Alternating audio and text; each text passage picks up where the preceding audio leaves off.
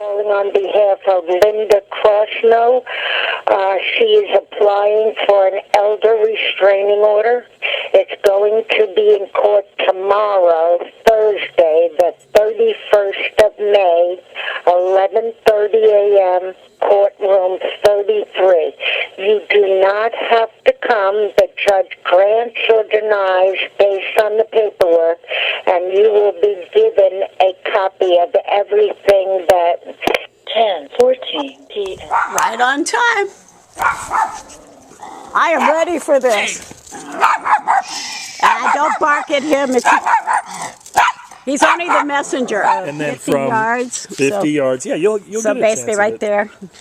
I'll give you it all to you here. All right, thank you. But also it says from the people in number 3, which is Remy. Right, her grandson, the one I grandson. petitioned to come in as Yeah, I just subpoenaed. served him the other day. Right, okay, so you're aware of everything going on. So Remy. Okay, I'm here at my computer, and I'm transferring a bunch of files and everything right now. So, of course, I wanted to reread the declaration that Linda Crosnoe submitted to the courts regarding me in order to get that phony elder abuse case going against me. And I swear when I read this again, it's just, oh, she really is a loon. Okay, so I'm going to read it for you. This form must be attached to another form to be filed in the courthouse. Here she goes. On 4/28/2018, my neighbor Robin Kelly came out of her house while I was putting some plants in my yard. She began to yell at me and call me a fucking bitch and threatened to burn my fence down if I didn't give her money. She then stated that if I tried to contact the police or tried to get a restraining order, she would get one of her cop friends to arrest me.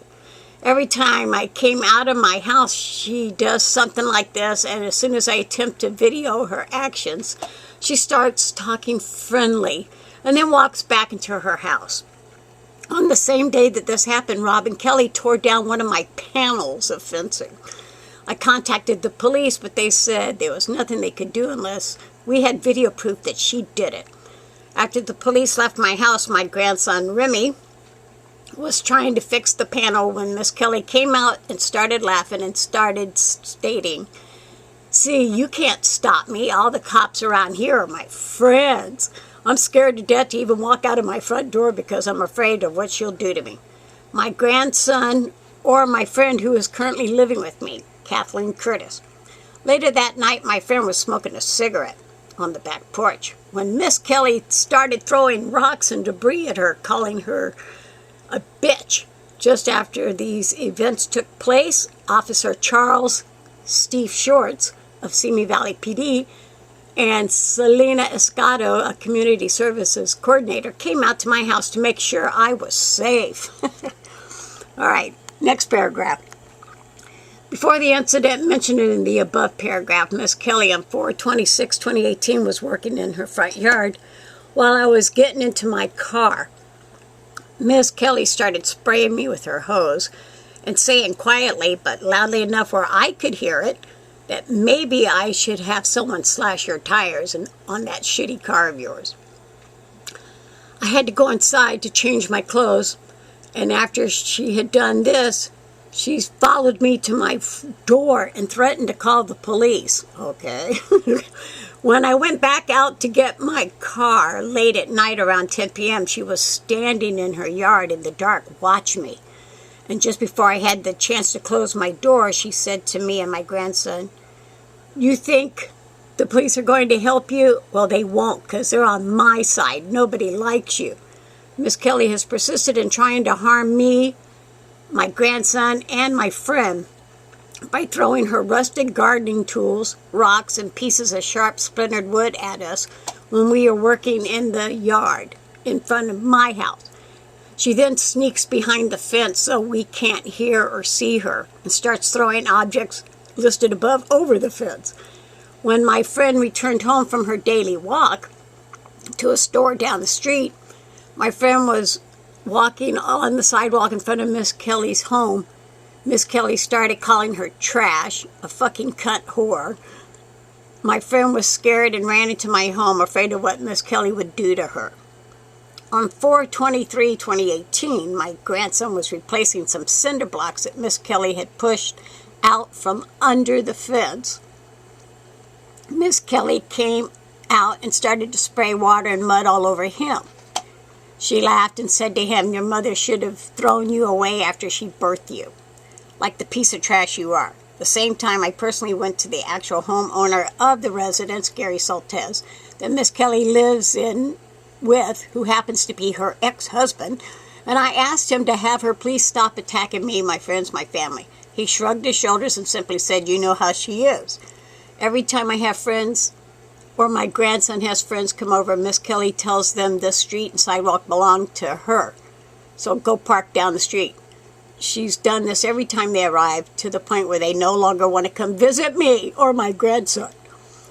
Her abuse has been so severe that me being 70 has put me into the hospital twice now. The second time I had a heart attack and had to have a stent put in my heart. That was a lie, of course. My doctor had to put me on a high dosage of antidepressants, 200 milligrams, 300 milligrams, because Miss Kelly's abuse has caused me so much fear, so much pain, anxiety, depression, and panic. My friend is 64 years old, and she can't handle this kind of abuse either. Miss Kelly has caused and is still causing so many problems for me, and I need it to stop, or else I will have another heart attack and might not live through that one. Every time I see her, I start to hyperventilate and my heart starts palpitating from the fear of what she'll do next. Miss Kelly has been to jail for cyber stalking. I have no idea what Miss Kelly is truly capable of. And that was the declaration that obtained her an elder abuse case against me. Now, of course, each single word is a total lie. The only thing that was correct in this was my name. She got my name right. But yeah, I had to prove it to the judge that everything was a lie. I had, fortunately, lots of video. Lots of, proof that she did it, all this stuff herself, and that it was just all fabricated just to get this case.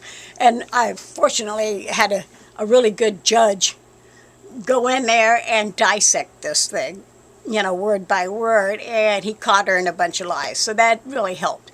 And I have the audio of the court cases and everything, so, if you want to hear any of that, all you got to do is go listen to Spotify or Anchor or whatever on the podcast. But yeah, so what I'm trying to point out here, this declaration, my neighbor, she will write whatever she feels will get her that restraining order against somebody who didn't do anything.